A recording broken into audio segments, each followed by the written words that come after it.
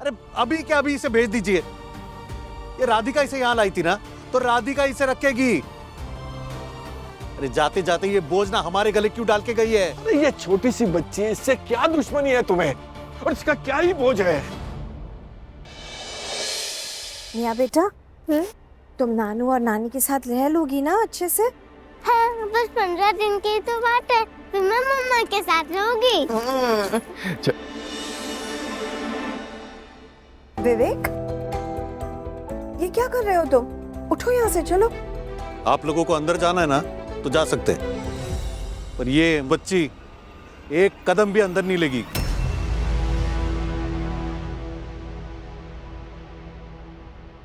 क्या बकवास कर रहे हो? होश में तो हो तुम? अरे पूरे घर में ना मैं ही होश में हूँ, बाकी सारे ना पागल हो गए, दिमाग खराब हो गया सबका। और आप इसे यहाँ क्यों लाए? ये राधिका के साथ दहेज में वहां जाने वाली थी ना, ससुराल। विवेक, तमीज से बात करो, बच्ची है, कोई सामान नहीं। और ये घर निया का भी उतना ही है जितना किसी और का। जरा समझाइए मुझे कैसे? अरे इस घर से और हमसे क्या रिश्ता है इसका?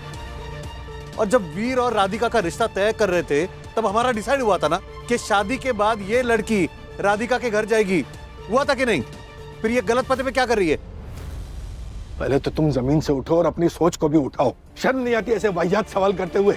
वाह पापा, ये सही है। अगर अमीर लोग अगर ये बातें और हरकतें करे तो सही है, अगर हम करे तो फिर घटिया। क्यों? और एक बात बताइए, वीर की माँ इसी तरह लेटी थी ना दरवाजे पर, इसीलिए इस निया को आपको यहाँ लाना पड़ा। बताइए ना।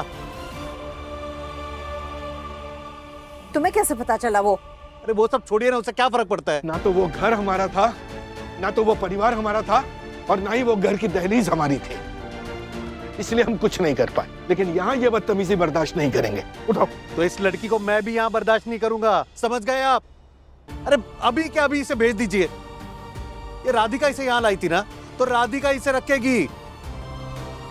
अरे जाते जाते ये बोझ ना हमारे गले क्यों डाल के गई है? अरे ये छोटी सी बच्ची, इससे क्या दुश्मनी है तुम्हें, और इसका क्या ही बोझ है? अरे आप उठाइए, बोझ उठाइए आप भी। आपके पास काम धंधा है? काम धंधा तो नहीं है ना आपके पास।